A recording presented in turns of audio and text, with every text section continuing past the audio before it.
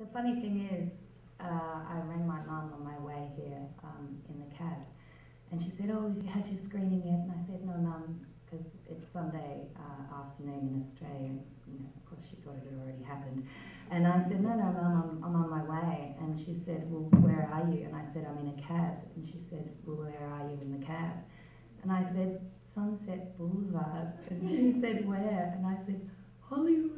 Oh my gosh! How I found out about Angelus was there are actually posters up around my school, and I saw them and saw that the mission, I guess one of the priorities of this particular festival is firstly to exhibit student work, which is really great, but also the idea of promoting and showing films that show the dignity of the human spirit. And I never had the intention of Small Change to have the effect that it seems to have, but it's only been screened a couple of times on a big screen, but invariably I have people coming up telling me that it touches them, and I've had people crying, which I find astonishing that I can show them something in 7 minutes and people cry. So I sort of thought, well, I think the thing that works is that it does touch people, and it shows, dignity in an 11-year-old boy, and in a father who's struggling, and a little girl, and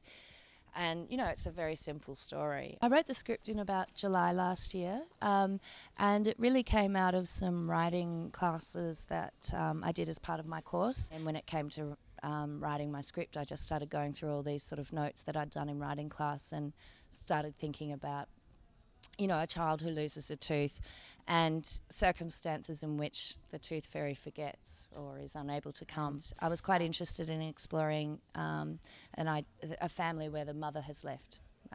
There's a lot of films about single motherhood, and I just wanted to examine the other side of that, which is a father who's left by himself to deal with 3 children. And I also wanted to explore the moment in a child's life when they recognise their parents' vulnerability and the fact that they can do something to help. Yeah, it was a real joy working with kids, but it's hard work.